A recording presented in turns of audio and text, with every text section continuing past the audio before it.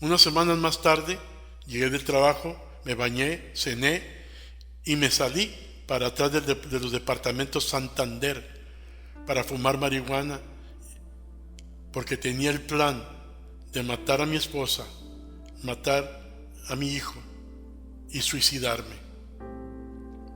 Y sin darme cuenta, me entré en un monte y al estar fumando me di cuenta que estaba frente a aquella gente otra vez, gritando y saltando. Como pude, me acerqué y escuché algo de lo que decían. Y aunque no entendí nada de ello, sentí bonito. Días después, mi hermano Armando Izaguirre invitó a aquel predicador de esa reunión de nombre Saturnino Flores, un exboxeador. Armando me invitó a que yo fuera y también a ella que comiera con ellos. Y a mí me invitaron, yo cedí la invitación y fui con mi esposa Juanita. Estando allí, me presentaron al predicador y nos sentamos a la mesa, sostuvimos toda clase de plática y poco a poco empezó a hablarme de la palabra. Días más tarde acepté a Jesús como mi Salvador personal, sin tener una idea del llamado que el Señor tenía para mí desde antes de que yo naciera. Después de aquellos días, mi hambre espiritual por reconocer más de mi Señor fue insaciable. Recuerdo que mi esposa hubo ocasiones que me decía que dejara un poco de estudiar la palabra porque me iba a volver loco. Claro que en cierta forma tenía razón, ya que 2 o 3 veces por semana me encontraba estudiando la palabra en la mesa del comedor con 4 Biblias abiertas, escudriñando versículo por versículo, cita por cita, haciendo notas y más notas y más notas. La Biblia en la mañana, la Biblia en la tarde, Biblia en la noche, Biblia a todas horas, Biblia a todas horas. Muy pero muy seguido saltaba de la cama en las madrugadas sudando y jadeando por las visiones y sueños que el Señor me estaba dando. Me miraba predicando la palabra arriba de un púlpito, orando por gentes, liberando gentes. Bueno, Dios tratando conmigo. En ese entonces estaba yo trabajando con el sheriff, el departamento del sheriff aquí con la división juvenil, y trabajaba toda la noche. Y así era que toda la noche también me la pasaba estudiando las Escrituras. Un hambre increíble que había y seguía habiendo en mí siempre, y sigue habiendo en mí para siempre. Visiones prematuras del avivamiento. Un día estaba estudiando la palabra en la mañana cuando por la ventana de la cocina me empezaron a tocar. Me levanté, abrí la cortina y era mi hermano René Izaguirre, quien fue un instrumento poderoso para que fuera salvo, un varón que se aferró, ya que él fue el primero que Dios salvó de la familia. Como una señal me dijo que saliera, que tenía algo que decirme. Cuando salí, le saludé y me dijo: carnal, no sé qué traiga el Señor contigo, pero vengo a decirte que tengo varias noches de estarte soñando, que estás en un púlpito y frente a ti miles y miles de almas y les predicas. Ahí te lo dejo, carnal, para que lo pienses. Y se fue. Lágrimas rodaron por mis mejillas como ríos desbordantes cuando, sentado en el piso de mi sala, esperando la hora cuando saldría mi programa favorito en la televisión, el programa del evangelista poderoso Jimmy Swaggart, un poderoso hombre de Dios en la palabra, quien Dios levantó hasta los cielos en los 80s. Cada programa era de llorar y llorar, llorar y orar, hasta que me quedé dormido soñando en predicar algún día como él. Declaro que este hombre y su ministerio fue la antorcha que encendió mi llamamiento de evangelista. Y también muchos años más tarde, en una de sus cruzadas en la ciudad de Houston, Texas, el Señor me bautizó con el Espíritu Santo y hablé en otras lenguas desde entonces. No hay forma de poder olvidar los brincos y los gritos del pastor evangelista Ismael Alfaro, de la ciudad de Monterrey, Nuevo León, México, quien se amistó conmigo en forma preciosa y del cual aprendí muchos secretos de evangelismo. Este hombre también ayudó en mi llamamiento evangelístico. Ismael fue muy usado por Dios en maravillas y milagros. Mi cabeza cayó sobre los libros que estaba estudiando una madrugada en el lugar donde trabajaba, en el departamento del sheriff. Así me quedé dormido esa noche. En la profundidad de mi sueño empecé a soñar una escalera alta que llegaba hasta el cielo. Una escalera como las escaleras eléctricas que hay ahora en las tiendas grandes departamentales. Y yo veía que subía y subía. Y cuando llegaba a la cumbre de la escalera, frente a mí había un cielo azul hermoso, con nubes como de algodón. De las nubes salía el rostro de Cristo y se me iba acrecentando poco a poco, y cuando llegaba frente a mí, rayos de luz esplendoroso salían de sus ojos, y uno de los rayos me traspasaba mi mano derecha. Este sueño lo vi 3 veces y después desperté. Un domingo, en la iglesia del pueblo pentecostal, estaba dirigiendo el servicio como nos tocaba a cada uno de los diáconos de la iglesia. Cuando terminó el servicio, todos se saludaron como es acostumbrado, y cuando saludé a una hermana profetisa de nombre Alicia Treviño, quien después fue miembro de Misión Divina, ella me saludó y con fuerza me estiró hacia la oficina del pastor y me dijo: tengo 3 días de estarlo soñando, que usted sube por una escalera blanca hacia el cielo, y el rostro del Señor se le aparece, y los rayos de los ojos del Señor. Así dice el Señor: ya es tiempo de que vaya a buscar las almas perdidas, que lleve las buenas nuevas del Señor, y use la mano derecha que le atraviesan los rayos. Dice el Señor: yo estoy contigo, donde quiera que vayas estaré contigo, y te usaré, por eso te he llamado para el avivamiento. En mi caminar evangelístico he tenido grandes hombres de Dios que han sido mis mentores y me han enseñado los secretos de la palabra y del evangelismo. Mencionaré solo unos cuantos que sobresalieron en mi caminar e impactaron mi vida. Uno de ellos,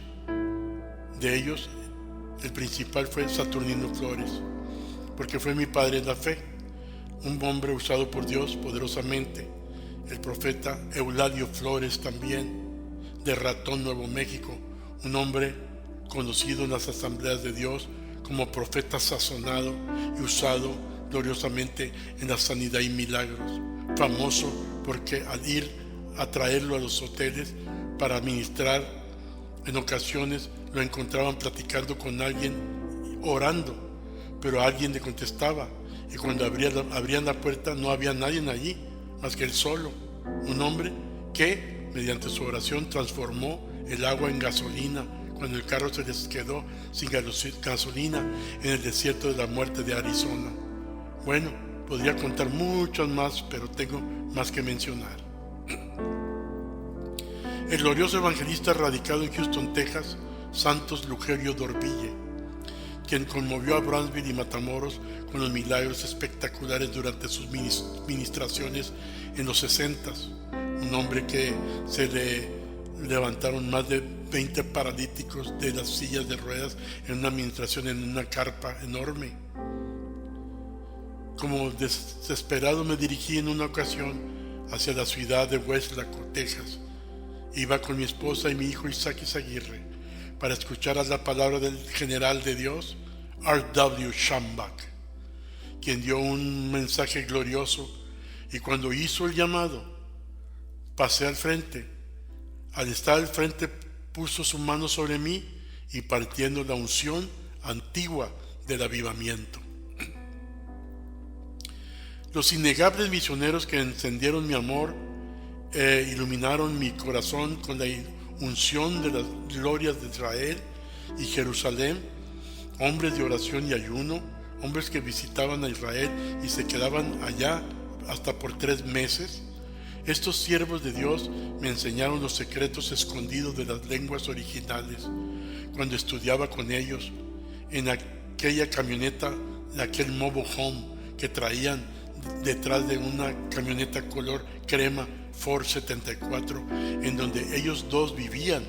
Uno tocaba el arpa y el otro predicaba y la gloria caía en forma extraordinaria. Sus nombres eran Sandy Merlin y Dennis Lampala. Años después de conocer a estos siervos, empezamos a hacer viajes misioneros a través de México, por los desiertos, por las montañas. En uno de esos viajes nos dirigimos a un lugar llamado Ejido de Terán, a las afueras de la ciudad de Valle de Santiago, en Guanajuato, México. Allí sostuvimos gloriosos servicios evangelísticos donde Dios se glorificó con la palabra, con la alabanza y predicación de Sandy y Dennis. Una noche después de 27 días de ayuno, el Señor me levantó en la madrugada y me puse a orar. El Señor me habló a mi alma y me dijo: mi hijo, te voy a dar el nombre de tu ministerio. Abre la Biblia y busca en el Evangelio según San Juan, capítulo 8, y léelo. Lo leí una vez y otra vez, pero no entendía dónde me estaba hablando que viera. Al estar leyendo la palabra muchas veces, mis ojos se clavaron en el encabezado del capítulo 8, que decía y dice: misión divina de Jesús. Al instante sentí la gloria de Dios, solo al leer el encabezado, y sentí la voz de Dios que me dijo: ese es el título de tu ministerio. Así como anduve con mi hijo, andaré contigo. Así como usé a mi hijo, te usaré a ti. Así como sucedían los milagros y maravillas en su vida en la tierra, te usaré a ti. Solo que no tropieces con nada. Camina recto delante de mí. No te desvíes, ni a diestra ni a siniestra, y estaré contigo todos los días de tu vida. Al regresar de aquellas tierras llenas de gloria de Dios y de ver tantas maravillas y milagros a nuestra ciudad amada de Brownsville, seguí trabajando y predicando, evangelizando por todas partes, en todos los lugares, ranchos, ejidos, iglesias, cines, fincas, debajo de un árbol, iglesias pentecostales, metodistas, presbiterianas, asambleas de Dios, y en una iglesia del Nazareno, aquí en Brownsville. Cuando terminé la campaña, el pastor Rosales, de la iglesia del Nazareno, me dijo: mijo, Dios te usa poderosamente y el Señor está contigo, pero ¿me aceptas un consejo? Sí, le dije, dígame. Y me dijo: estudia, mijo, es bueno que estudies, predicas muy bien, pero sucede que hay hombres que Dios usa, pero por no estudiar a veces no saben bien lo que dicen. Estudia para que cuando te pares en el púlpito, cada vez que lo hagas, no importa quién esté oyéndote, tú tienes 100% de seguridad de lo que estás hablando. Amén. Y le dije: gracias, siervo, se lo tomaré en cuenta. Me he dado a la tarea de platicar contigo todos estos detalles porque es importante saber en algo. Es importante el avivamiento de misión divina, de dónde son los orígenes, porque es que Dios nos escogió para esta tarea, porque Dios nos ungió para esta obra, y cómo es que fue realizándose el plan de Dios. Por lo que he sido inspirado a escribir es por causa de que quede algo escrito para las generaciones que se avecinan. Claro que en ninguna forma exhaustiva está escrito, ya que han sido 45 años hasta este momento. No hay forma de que me acuerde de todo, pero como me propongo estar más frente a la computadora escribiendo para dejar un legado a mis hijos espirituales, también estaré concentrado en escribir no solo la historia de Misión Divina, sino que en la serie de Púlpito Misión Divina también estaré mencionando muchos de los detalles que el Espíritu Santo me traiga de acuerdo a la iluminación del momento.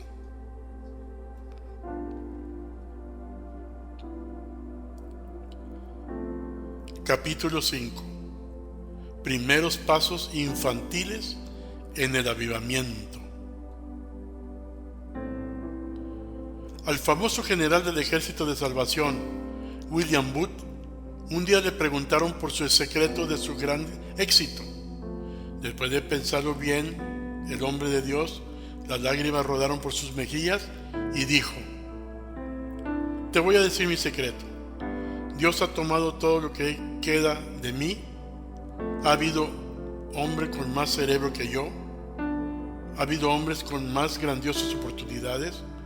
Pero desde el día que los pobres de Londres, Inglaterra, tomaron mi corazón, miré la visión de cómo Jesús hizo lo que hizo por ellos. Ese día yo también acepté que Dios podía tener todo lo que había para mí. William Booth. Esto fue lo que llevó al doctor J. Wilbur Chapman, el gran investigador, a escribir: aprendí de William Booth que la grandeza del poder de un hombre es la medida de su rendición ante Dios. Las piernas me temblaban y casi iba sudando cuando manejaba el carro hacia la carpa azul, donde di mi primer mensaje o testimonio aquí en la ciudad de Brownsville. Subí al altar y me entregaron el púlpito y con nerviosismo empecé a hablar la palabra. Cuando menos acordé, ya estaba gritando y la gente estaba emocionada, llorando y recibiendo bendición de Dios. Al terminar el mensaje, alguien pasó a testificar que Dios lo había sanado de una enfermedad, pero allá sentado donde estaba, ni siquiera tuve que tocarlo. Rápidamente di que era la mano de Dios, que estaba conmigo, pero no podía de ninguna forma explicarlo. Pero eso sí, regresaba a la casa lleno de gozo y de alegría, llorando en ocasiones. El Altísimo empezó a abrir puertas para predicar regionalmente y empecé, por supuesto, en la iglesia donde pertenecía, que era la iglesia del pueblo aquí en Brownsville. Más adelante me invitaron para ministrar en la iglesia del Sendero de la Cruz en Matamoros, iglesia del Nazareno en Brownsville, iglesia menonita del Cordero en Brownsville, Ebenezer aquí mismo en Brownsville, en Matamoros, iglesia del Poder de lo Alto, Sendero de Salvación, Betel. Ya para entonces yo ya estaba pastoreando la iglesia Misión Divina, cual fue otro gran milagro. Ya mi ministerio se llamaba Misión Divina, pero cuando a través de muchas visitas muchos hermanos decidieron establecer una iglesia y me visitaban para que yo ayudara, allá por los años 80 empezamos la iglesia Samuel Aguilera, Manuel Hernández y su servidor. Pero a los pocos servicios Samuel y Manuel dejaron el ministerio Misión Divina, quedando yo solo. Pero antes de eso, cuando todavía estábamos los tres, nos reunimos para hacer servicios en mi casa ubicada en la calle 16 y Cleveland, en aquella casa blanca de franjas amarillas. En uno de los últimos servicios, al final, empezamos a dialogar sobre cuál nombre le pondríamos a la nueva iglesia. Todos echaron papelitos en un canastillo con los nombres que creían que el Señor les había soplado al oído. Yo eché el mío y puse Misión Divina. Al final de la oración pasamos a un niño de 1 año para que sacara uno de los papelitos, y al hacerlo, aquel niño con su manita temblorosa sacó el nombre de Misión Divina. Así que discernimos y entendimos que Misión Divina nació en el corazón de Dios, no mío. No es del hombre, es de Dios. Ya más tarde, por el año 2000, daríamos cuenta del enigma sobre el nombre Misión Divina, que más adelante lo platicaremos.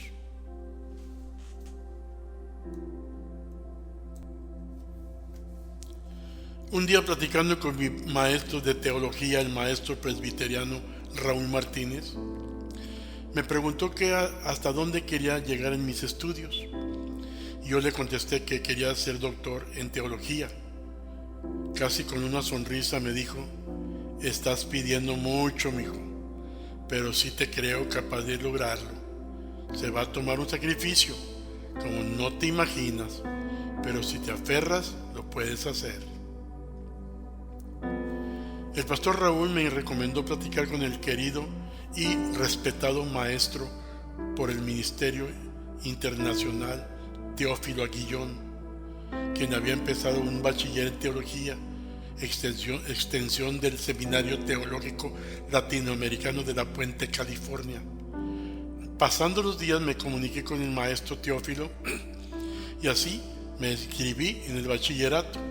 Procedimos a cursar las materias y con la gracia de Dios terminamos aquel bachiller.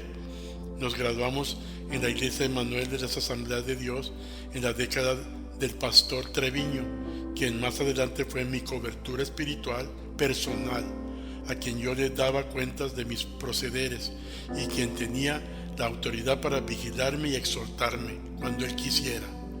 Aún recuerdo que el pastor Benito Molina, de la Iglesia Sendero de la Fe, fue uno de los pastores de la ciudad que se graduó conmigo. Más adelante, con la misma hambre insaciable, entré a cursar la maestría en estudios bíblicos de la Universidad Logos Internacional de Jacksonville, Florida, en Estados Unidos, durante el ciclo de dirección del doctor David Méndez, quien me ayudó muchísimo. Creo que ahora pastorea o dirige escuelas en Sudamérica. La mano de Jehová fue sobre mí y terminé mis estudios de maestría. Aún con la misma hambre espiritual, solicité entrar al doctorado en ministerios con énfasis en estudios bíblicos de la Universidad Logos Internacional de Jacksonville, Florida, y me dieron oportunidad. Todo esto durante la dirección del presidente Charles Travis, un varón de Dios quien me mentoró y ayudó en todo lo que podía. Al final de mi tesis de doctorado fue sobre el crecimiento en nuestra región, y con la gracia de Dios pasé con buenas calificaciones y se tomó aquella tesis para agregarse a más tesis doctorales para el avance de investigación de punta. Mi graduación se llevó a cabo en el Salón Shalom de aquí de Brownsville, Texas, y los directores de la universidad vinieron hasta Brownsville para investirme los honores doctorales. Gracias al Altísimo, que jamás ha aminorado el hambre por la palabra, y durante los siguientes años he tenido muchísimos más estudios de capacitación y de especialización. Por ejemplo, cursé la escuela de evangelismo, 2 escuelas de evangelismo de Billy Graham en Denver, Colorado. También la escuela de evangelismo de Billy Graham en Minneapolis, Minnesota, en Estados Unidos. Recibí grandes enseñanzas en la escuela de evangelismo del doctor Alberto Motesi en Anaheim, California. Sí, allá por los 90s.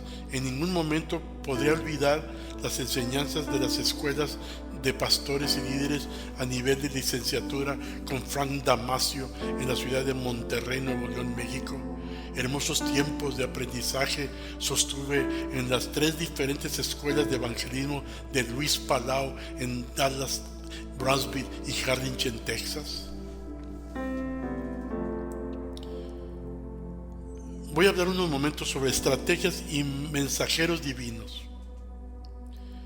En el inicio de la Iglesia Misión Divina, los primeros servicios se llevaron a cabo en la casa de la hermana Nena García, en la colonia Cameron Park. Ahí se sostuvieron por lo menos unos 5 servicios. En uno de los servicios, al final, hubo junta para dictaminar quién sería el pastor de la naciente congregación. Yo, por más que me rogaban que fuera el pastor, siempre me negaba. Pero un día, en una de aquellas juntas, acordaron que serían 3 los pastores. Y cuando yo escuché eso, Pensé que no estaría mal si íbamos a ser 3 los pastores, y así fue como el Espíritu Santo me envolvió en la obra del reino. Como ya platiqué antes, al pasar un mes, Samuel Aguilera entró a la oficina y renunció a su puesto porque tenía mucha responsabilidad en el trabajo que él tenía, que era de chofer de trailers. Más adelante, quizás unos 6 meses después, Manuel Hernández dejó el ministerio por razones personales y entonces quedé yo solo al frente de la obra. Pero el Señor jamás nos dejó, y desde el primer servicio la gente no cabía en la iglesia. Había gente hasta afuera en la banqueta. Recordamos que en aquellos días, como es costumbre, en las nacientes iglesias latinas, por lo menos en estas regiones, teníamos mucha necesidad de un milagro financiero, ya que el edificio que habíamos tomado nos habían dado 6 meses para juntar $7,000 para amarrar el contrato de la propiedad, que nos costó $68,000. Ya habían pasado 5 meses, 3 semanas. Solo nos quedaba una semana para reportarnos con el dinero. Un día, domingo, predicamos sobre las murallas de Jericó. Y al final le dije a la congregación que sentía que todos debíamos de dar 7 vueltas alrededor de la iglesia, y cuando pasáramos por el frente de la iglesia levantáramos las manos al cielo y diéramos gracias a Dios por fe por el edificio. Todos marchamos como soldados esquizofrénicos. La gente que pasaba por sus carros se reían a carcajadas de nosotros. Al siguiente jueves de oración eran los días de una fiesta aquí en Brownsville, una fiesta llamada Día de Charros, Charro Days, aquí en la ciudad. Estaba en mi oficina cuando Isaac, mi hijo mayor, que tenía entonces unos 6 años, entró a la oficina corriendo diciéndome: alguien me llamaba al frente. Isaac entró como 3 veces a la oficina diciéndome lo mismo.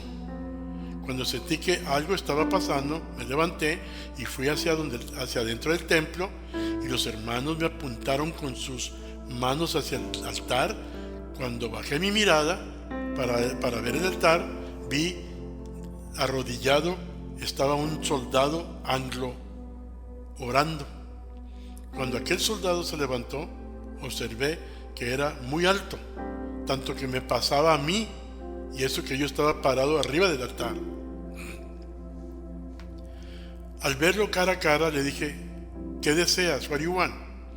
Y él me contestó: vengo del centro, voy hacia Puerto Isabel y vengo pidiendo un ride y nadie me quiere dar un ride. En inglés todo esto, hermanos. Al instante, como hipnotizado, le dije: no te preocupes, el servicio va a empezar en una media hora, pero yo te doy un ride a lo más lejos que pueda. Me fui a la carretera por detrás y tomé mi carro Dodge Dart color celeste y me fui hacia el frente de la iglesia. Aquel soldado se metió en el carro y yo noté que la cabeza le pegaba en el techo. Me dirigí hacia el rumbo de Puerto Isabel y llegué por lo menos a unos 20 cuadras a un lugar llamado Cuatro Esquinas, y allí pensé dejarlo, pero el Espíritu Santo me dijo que allí no. Me encaminé hacia más adelante y casi llegué al puerto de Brownsville, pero cuando me orillé para dejarlo, el Espíritu Santo bajó sobre mí y me dijo que ahí no, que lo llevaras más allá. En el camino le pregunté de dónde venía él y me contestó que venía de muy lejos y que había muchos como él por todo el mundo. Cuando le vi las medallas que traía en el pecho, observé que no eran medallas americanas, y estoy seguro porque yo fui soldado también y las conozco. Más adelante, en un lugar llamado Enfels, una fábrica, una compañía que hace plataformas petroleras, estamos hablando de unos 10 millas, ahí decidí dejarlo. A mí me preocupaba el servicio de la iglesia, porque yo iba a predicar y se estaba haciendo tarde. Me orillé y abrió su puerta el hombre, y cuando la cerró, se asomó por la ventana y saludándome con la mano derecha me dijo: no te preocupes, la iglesia es de ustedes. En inglés, don't worry, the church is yours. Cuando yo escuché aquello, lo primero que pensé fue que los hermanos ya le habían chismeado la situación a aquel desconocido. Le di las gracias, le metí el acelerador al carro, y cuando di la vuelta en U, viéndolo por la ventana, pensé pararme y dije en mi corazón que mejor lo iba a llevar hasta el Puerto Isabel. Pero cuando me detuve y le grité que se detuviera, ¿cuál fue mi sorpresa? Que se desapareció al instante delante de mi vista.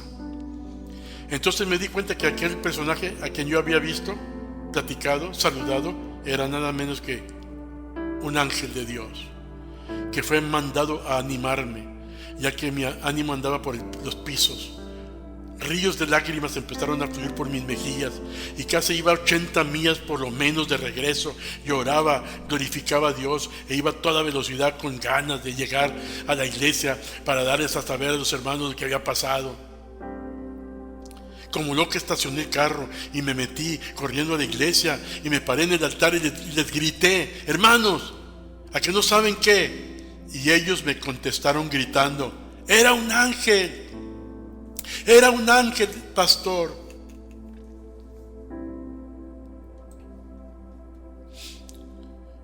Con la Biblia sobre mis piernas, al siguiente lunes volteé la cara para ver que el teléfono gritaba.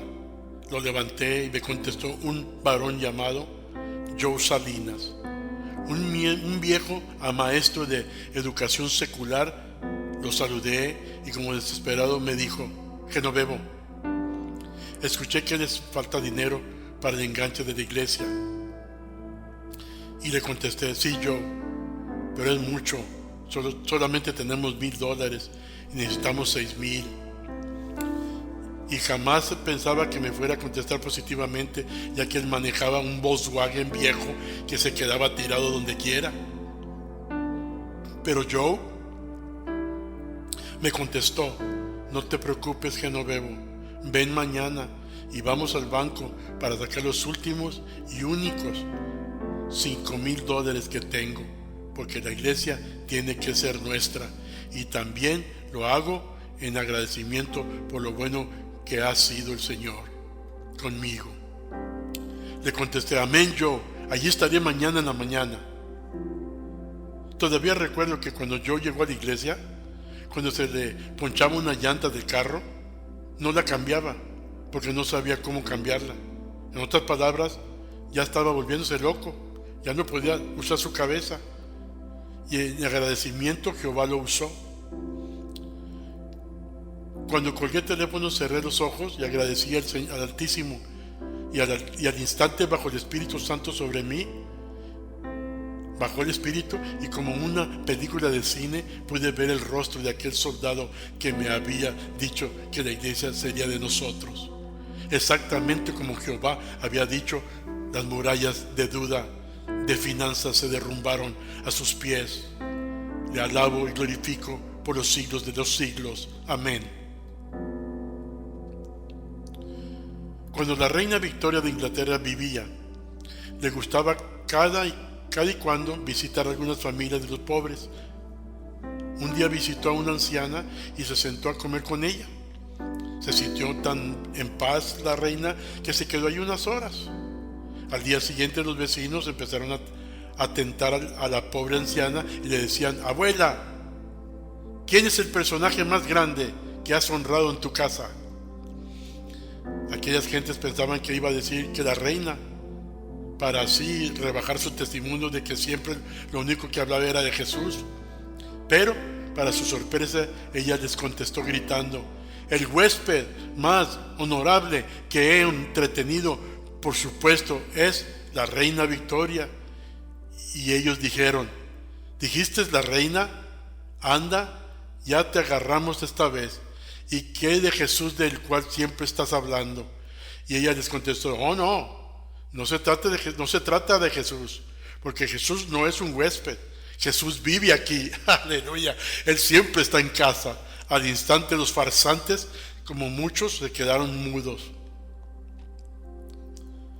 Es de esta forma que muchos de mis contactos divinos nos han ayudado a formar anales de este ministerio. Llegaron así de visita como aquella reina que visitó a los pobres, pero los pobres ya tenían a Jesús viviendo en casa. Claro que de todas maneras, al llegar ellos fueron mandados por el Altísimo para adelantar el ministerio, para formar filas de guerra en los campos misioneros. Ahora veamos cómo es que el Señor se las arregla para unir ministerios, para unir corazones, para unir destinos, y las maravillas y milagros que sucedieron y siguen sucediendo en Misión Divina.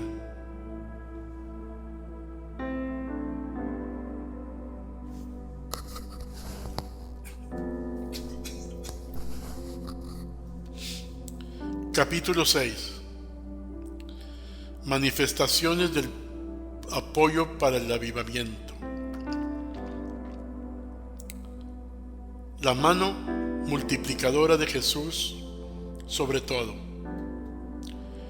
En años pasados, el Heraldo Cristiano escribió la siguiente que declaró un ministro de Dios, que dijo: cuando Marta y María sabían que su hermano Lázaro estaba muriendo enfermo, el mensaje que le mandaron a Jesús fue: Señor, aquel que tú amas está enfermo. Esto nos enseña que no es nuestro imperfecto amor hacia Él que nos conforta, sino que en todo caso el amor que Él nos tiene, lo que nos hace subsistir y tener ganas de vivir. Esta declaración de fe me lleva a pensar en el pasado, cómo el Señor ha mostrado su mano milagrosa a favor de Misión Divina.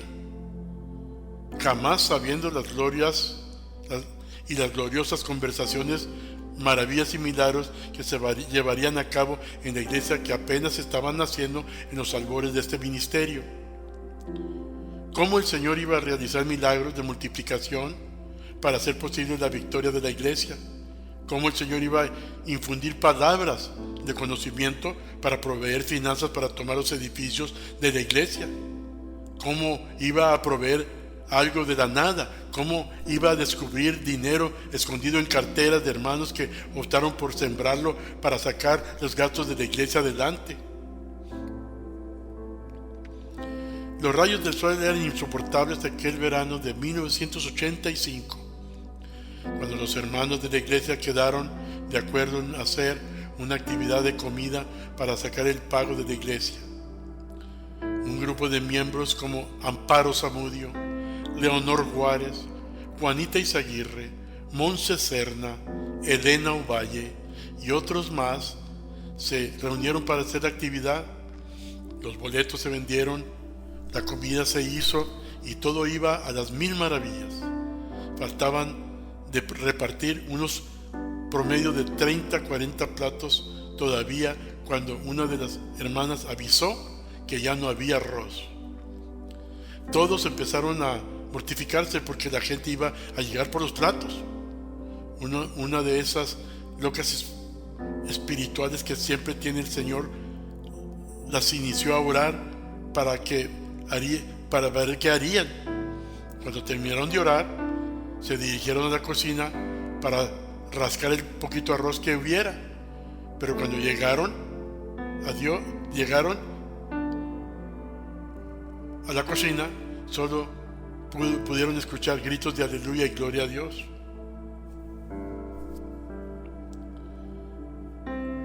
Y lágrimas porque no había nada.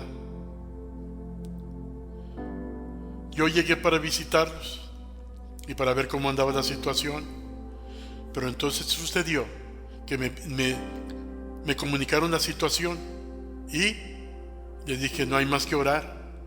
Les dije que se tomaron de las manos y oramos con fervor. Al terminar, le dije a la hermana Lupita Martínez, la dueña de la casa, que fuera a la cocina para ver el sartén, a ver si había arroz. Y cuando llego allá, solamente se oía la gritería. Todos estaban los sartenes estaban completamente llenos de arroz y se estaban hasta tirando el arroz fuera de la estufa. Por eso digo que podemos imaginarnos la clase de reunión que tuvimos ese día en la sala de la diaconisa Lupita Martínez, en donde había sucedido el milagro. Una vez más pudimos ver la mano de Dios multiplicando el arroz, esa misma mano que multiplicó los panes y los peces, aquella misma mano que transformó el agua en vino. Es el mismo Señor que camina con los apóstoles, también siempre ha caminado con misión divina y conmigo. Aleluya. La sala estaba repleta de hermanos, tanto que ya no cabían.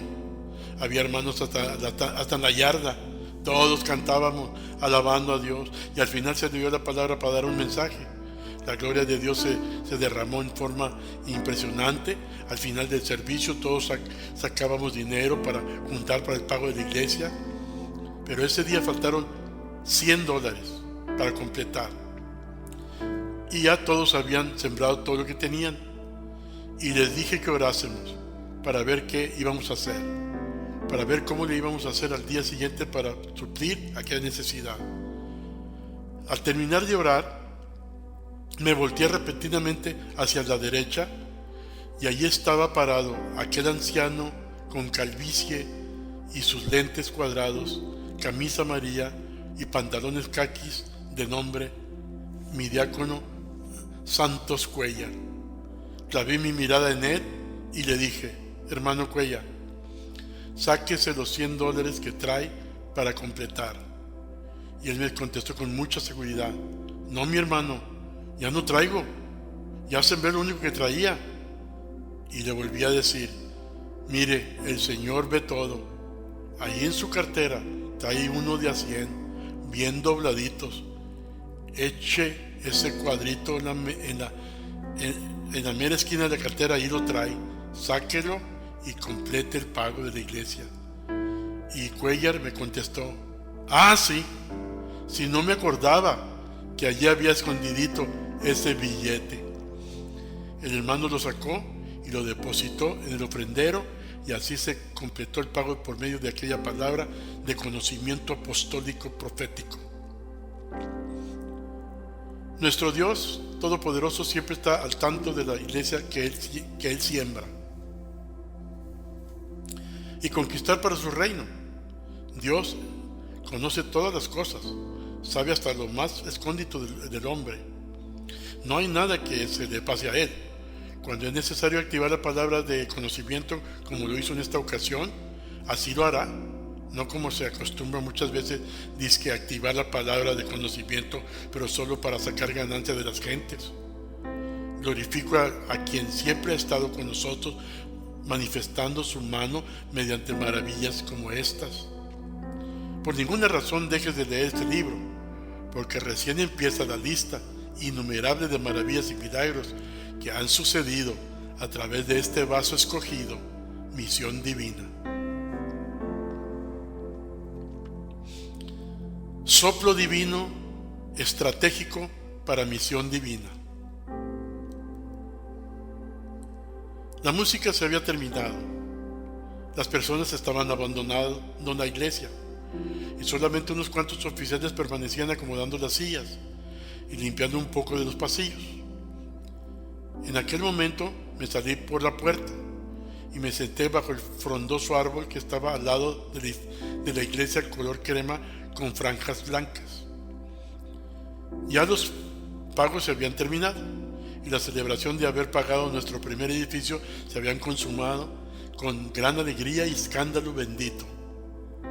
Al sentarme cansado y gozoso en la banqueta, mi vista se clavó atentamente en el edificio de al lado, que era un gran taller especializado en transmisiones titulado Torres Transmission Shop. En aquel instante mis ojos se llenaron de intuición y experimenté una sensación al centrar mi vista en aquel edificio, porque lo vi como si no lo hubiera visto nunca, como si lo hubiera visto por primera vez. El Espíritu Santo sopló en mi alma estas palabras: mi hijo, ese edificio es el segundo paso de la visión que te he dado, pon las manos sobre él y reclámalo. Rápidamente me levanté y crucé la calle para poner mis manos sobre el edificio y lo reclamé para el Señor y su reino. Cuando abrí mis ojos, después de una oración poderosa de conquista, alrededor mío estaban diferentes oficiales también poniendo manos y orando. Hermanos como mi glorioso diácono Eladio García, el diácono Santos Cuellar, y también recuerdo al diácono Leoncio González. Todos estaban orando y con lágrimas en los ojos agradeciéndole a Dios por la bendición de aquel edificio. Por fe. Unos meses después recuerdo que después de un servicio de oración me iba a meter al carro cuando escuché las palabras «¡Hermano!» y al voltear era el arrendador de aquel edificio, Joe Torres, que me dijo, enojado: «Escuché que estaban orando para que yo me vaya de este lugar. ¿Es verdad, pastor?» Y le dije: «Así es, porque Dios nos indicó que sería el siguiente edificio de la iglesia». Y bajando la guardia y con temor me dijo: «No, pues si es así, dice que Dios les dijo, pues ni que hablar, pero que sea de Dios, adelante». Aquel hombre alto de calvicie de unos 60 años de edad, Rodrigo Hernández, fue a quien nos acercamos para que nos ayudara a tomar el edificio. Pasaron las semanas y nada fue favorable. Al contrario, todo se veía imposible. Incluso nos dirigimos a pedir préstamo a un banco de Mercedes, Texas, quien nos había asegurado que nos darían el préstamo de $90,000. Pero a la semana siguiente nos avisaron que el banco se había quemado completamente y de esa manera no pudimos tener el dinero, y pudimos entender que Satanás se estaba oponiendo fuertemente. Así recorrimos a diferentes bancos que solamente nos daban promesas, pero nada se realizaba. Ya cuando nos habíamos dado por vencidos, aparentemente platicando con Dios, sentí que el Señor me dijo que se lo dejara a Él, que Él iba a obrar, y me trajo el versículo bíblico donde declara: «Estáos quietos y verás la gloria de Dios». De esta forma me aplaqué y nos metimos en oración y ayuno para que sucediera un milagro. No pasaron más que un mes y aquel agente de bienes y raíces llegó a la oficina para decirnos que el dueño del edificio, Miguel González Ruiz, un hombre de negocios de la Ciudad de México, Distrito Federal, no podía dormir a gusto por varias noches y que había mandado decir que el edificio era de nosotros, que él nos financiaba y que no había problema, que marcháramos adelante con todo. Una vez más podemos observar que la mano del Señor estaba con nosotros y nos recalcaba que para Él no hay nada imposible. Y aprendimos que cuando las situaciones se vean increíbles y las crisis sean contrarias completamente, solamente tenemos que sentarnos y ayunar y orar agradeciéndole por los milagros antes de ver los milagros. Y Él hará por su pueblo la visión que Él da, lo que nadie más puede hacer. Una vez más puedo decir, como lo he dicho desde un principio de este ministerio, que el pastor de Misión Divina es Jesús de Nazaret. Yo solamente soy el copastor. De Él es todo. Los que han hecho o hacen algo para beneficio de este ministerio, lo hacen para Él. Y los que se niegan a hacer algo que Dios ha indicado, simplemente se lo niegan a Él. Recuerdo un avivamiento en San Fernando, Tamaulipas, México. Cuando hablamos de la historia de la Misión Divina, no puedo dejar de mencionar los albores de la asociación, las campañas que se llevaron a cabo, las cuales fueron un parteaguas en el descubrimiento del mover apostólico profético, ministerios en los cuales me movía desde un principio, pero sin discernirlo bien. Sostuve campañas poderosas como estas. Cuando llegamos del sur de Tamaulipas a la ciudad de San Fernando, En los años 70, la alianza ministerial de aquella ciudad había organizado una explosión de milagros bajo la dirección del pastor Murillo, presidente de la alianza pastoral. El día indicado por el Espíritu Santo llegamos al casino ganadero, pero tuvimos que estacionarnos muy lejos, ya que no había lugar, porque el edificio estaba abarrotado de almas. Ya se podía escuchar la guitarra e instrumentos del grupo Voces del Getsemaní, a cargo de Israel Gutiérrez, alias El Pollo. La gente estaba eufórica y lista para glorificar a Dios y deleitarse en la presencia de Dios. El mensaje fue glorioso y fuerte, con matices pentecostales, pero en forma evangelística, con énfasis en sanidad y milagros. Durante estas 2 noches el Señor salvó a cientos de almas, sanó a muchísimos enfermos, bautizó a un buen número de hermanos, incluyendo a muchísimos niños. Un milagro muy sobresaliente fue el de un hombre de negocios de nombre Alfredo Muñoz, que llevaba un tumor grande en la garganta, el cual confesó después que él no creía en nada de eso y que solo había asistido al servicio porque la fastidiosa de su esposa lo había animado. ¿Cuál sería la sorpresa de este varón que al orar por él y poner las manos sobre la garganta, en el instante el tumor desapareció? Aquel hombre gritaba y lloraba como un niño abrazado a su esposa, que glorificaba a Dios con llanto de agradecimiento. Verdaderamente que aquella campaña fue gloriosa. La ciudad quedó impactada y las noticias se regaron por los periódicos y los radios. Cuando todo esto ya que desde un principio la mano de Dios ha estado en misión divina, con un llamamiento de milagros y maravillas, pero en formas tan extraordinarias que pocos ministerios así se han levantado en las últimas décadas. Una palabra sobre el avivamiento. El llamamiento de un ministerio o ministro para llevar el avivamiento a la región según dictamine el Espíritu de Dios es algo de lo más extraordinario.